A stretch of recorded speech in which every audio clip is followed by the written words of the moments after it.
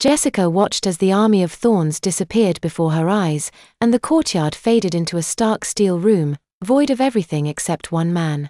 "Who are you? What's going on?" Jessica asked, noticing that her attire had changed to a simple shirt and disposable diaper, her sword and other enchanted items gone along with her jumpsuit and her surroundings.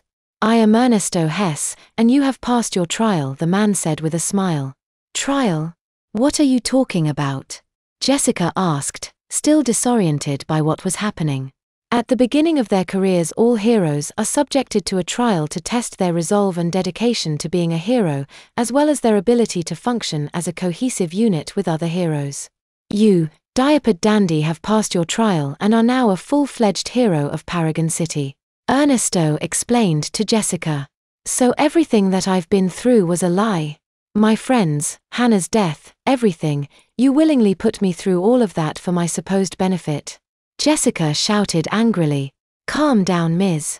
French, this is the way we've operated for decades," Ernesto said. "That doesn't make it right. These are people's lives you're toying with. Forcing me to lose Hannah was one thing, but then making me kill her. How can that possibly be for my benefit?" Jessica shouted, tears forming in her eyes. "Because if a situation like that were to ever come up in real life, we have to know that you'll be able to rise to the challenge. I'm sorry that we deceived you, but you must understand that it was quite necessary," Ernesto said. Jessica wiped her tears away. "So was any of it real?" she asked with pleading eyes. "Only the powers and abilities that you got while in the trial. The other heroes do exist, but you've never actually met them.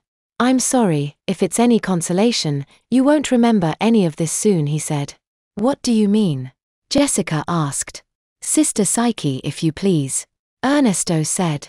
Suddenly Jessica felt a tingle in her brain, as if someone were running their hands over her mind.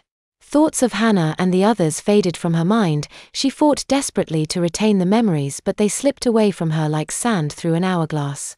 "Congratulations, Diapered dandy. You're now a full-fledged hero of Paragon City," Ernesto said to Jessica as soon as he saw a vacant look in her eyes.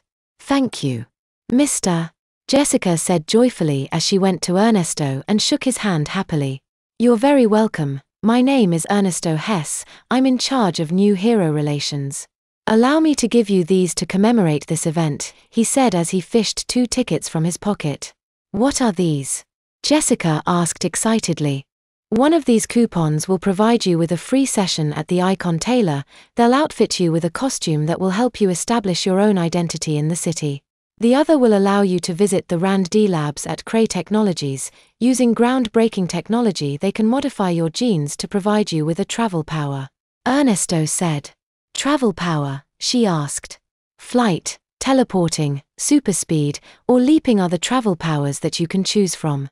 They'll help you be on a more even keel with heroes that are already endowed with those particular abilities," he explained. "Thank you very much, Mr.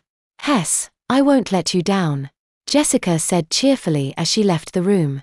She seemed quite unstable when she found out about the trial. A woman's voice said from across the room. Ernesto looked toward the tall red-headed woman that entered the room. "That's why we wipe their memories, to ensure that they don't go rogue," he said. Sister Psyche looked intently at Ernesto Hess and let her telepathic powers creep into his mind.